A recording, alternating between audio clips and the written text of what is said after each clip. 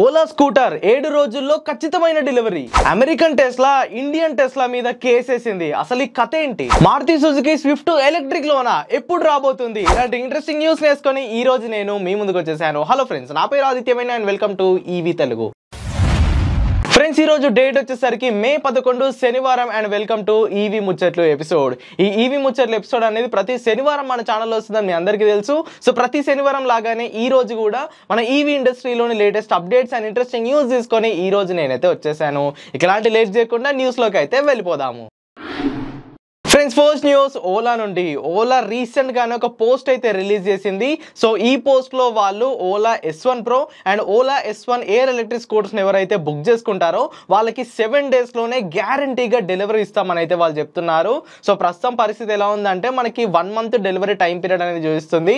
ఈ రోజు మనం ఓలా స్కూటర్ ని బుక్ చేసుకుంటే ఇదే డేట్ కి నెక్స్ట్ మంత్ ఒక 2-3 రోజులు అటు ఇటు అయినా సరే ఒక 1 month లో ఓలా వాళ్ళు డెలివరీ ఇస్తామని చెప్తున్నారు. సో ఇది వాళ్ళు చెప్పే మాట. బట్ రియాలిటీలోకి వెళ్తే ఆ 1 month తర్వాత కూడా చాలా మట్టుకు కస్టమర్స్ కి డెలివరీ అయితే లభించట్లేదు.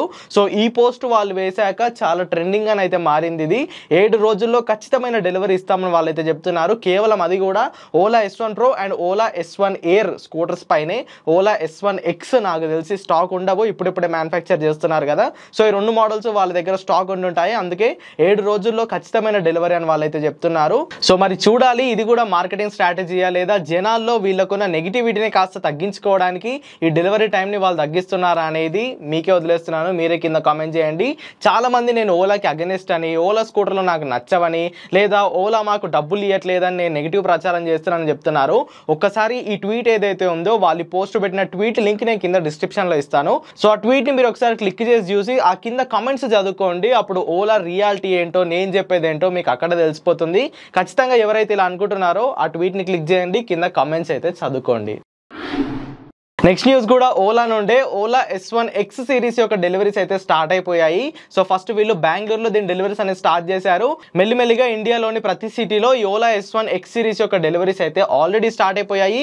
ఎవరైతే ఫిబ్రవరిలో ఈ స్కూటర్స్ని బుక్ చేసుకున్నారో వాళ్ళకి ఇప్పుడు డెలివరీస్ అయితే వస్తున్నాయి. సో మీరు కానీ మీ ఫ్రెండ్స్, మీ ఫ్యామిలీ రిలేషన్లో ఎవరికైనా ఈ Ola S1 X electric scooter delivery వస్తే కనుక స్క్రీన్ పై కనిపిస్తున్న నంబర్స్కి ఒకసారి మీ డీటెయిల్స్ని వాట్సాప్ చేయండి. మనం కొలాబరేట్ ఒక వీడియో ప్లాన్ చేసుకుందాము.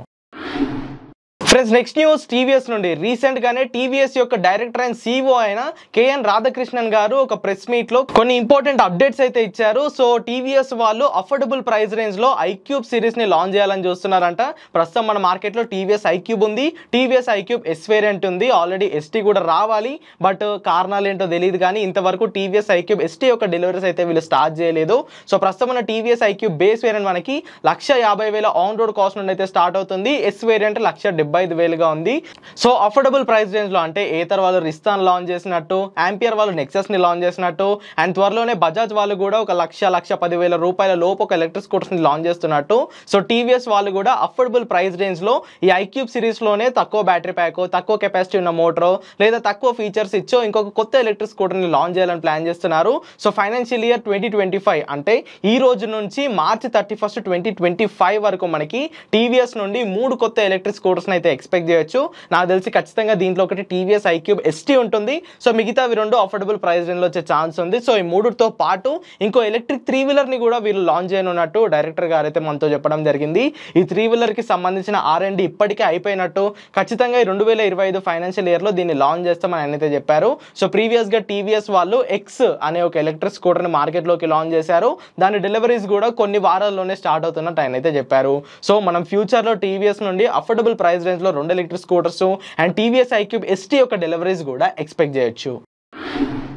Friends, next news Maruti Suzuki నుండి. రీసెంట్ గానే మారుతి సుజుకి వారు అప్డేటెడ్ స్విఫ్ట్ వేరియంట్ అయితే ఇండియాలో లాంచ్ చేశారు. సో ఆ లాంచ్ ఈవెంట్ లో మారుతి సుజుకి యొక్క మేనేజింగ్ డైరెక్టర్ అండ్ CEO గారు ఒక న్యూస్ అయితే చెప్పారు. ప్రస్తుతం మారుతి వాళ్ళు ఒక SUV ఎలక్ట్రిక్ కార్ పైన అయితే వర్క్ చేస్తున్నారు. మనందరికీ తెలుసు అదేంటో EV-X అన్నమాట.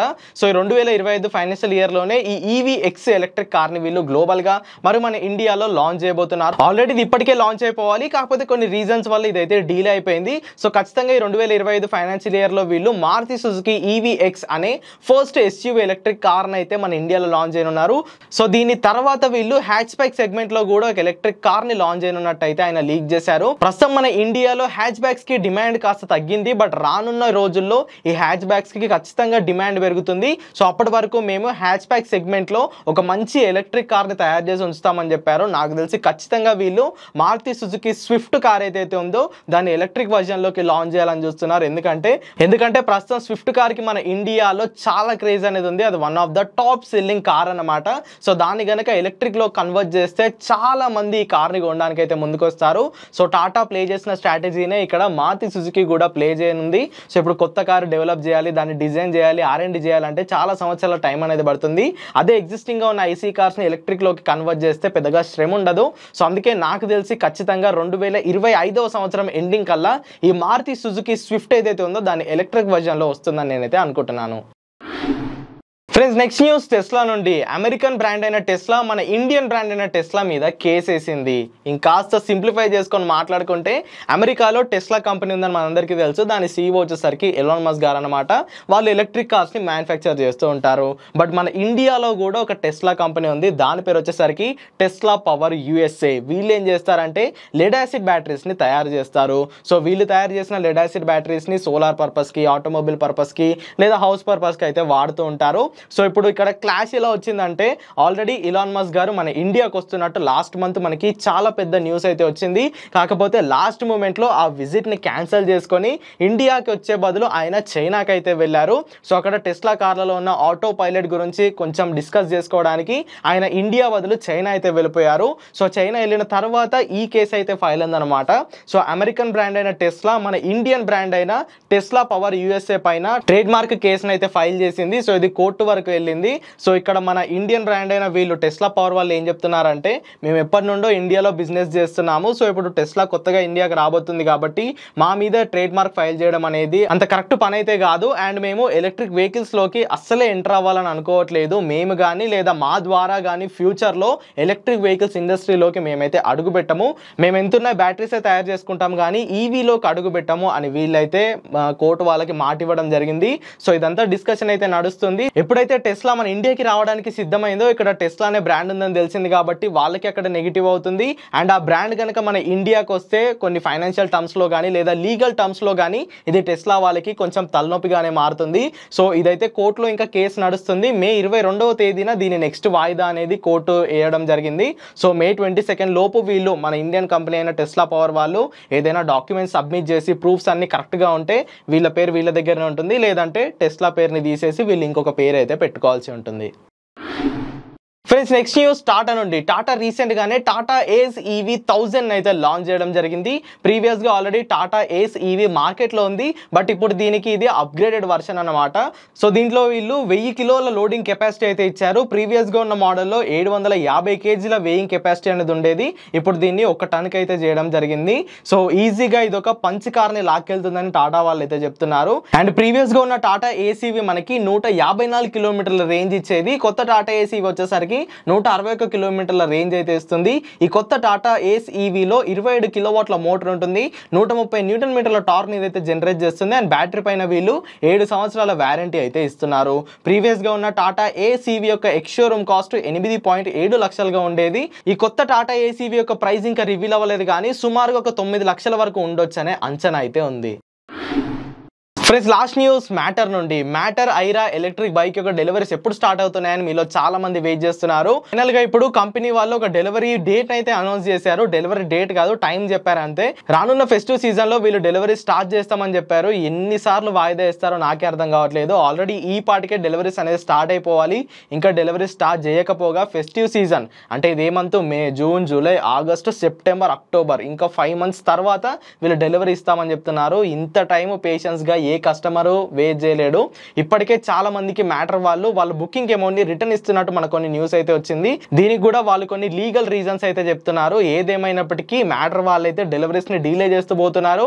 అండ్ బుక్ చేసుకున్న కస్టమర్స్ కి అమౌంట్ అయితే రీఫండ్ ఇచ్చేస్తున్నారు. ఎక్కడో తేడా కొడుతుంది. మరి చూడాలి మ్యాటర్ ఉంటుందా పోతుందా అని. మరి మీలో ఎంతమంది మ్యాటర్ బైక్ ని బుక్ చేసుకున్నారో కింద కామెంట్ చేయండి. వీళ్ళకి చాలా హైప్ అయితే వచ్చింది. వీళ్ళు ప్రవేశపెట్టిన లిక్విడ్ కూలింగ్ బ్యాటరీ కానీ, మోటార్ కానీ, ఆ టచ్ స్క్రీన్ డిస్ప్లే కానీ లేదా 4 స్పీడ్ గేర్ బాక్స్ కానీ, సో సో ఇవన్నిటికీ చాలా పాపులారిటీ వచ్చింది, చాలా బుకింగ్స్ వచ్చాయి. బట్ డెలివరీస్ని ఇవ్వమంటే మాత్రం వీళ్ళు ఇలా డీలే చేస్తూనే పోతున్నారు. మరి దీనిపై మీ అభిప్రాయం ఏంటో కింద కామెంట్ చేసేయండి. సో ఇవన్నమాట మరి ఈ వీక్ మన ఈవీ ఇండస్ట్రీలో ఉన్న లేటెస్ట్ అప్డేట్స్ అండ్ న్యూస్ అయితే.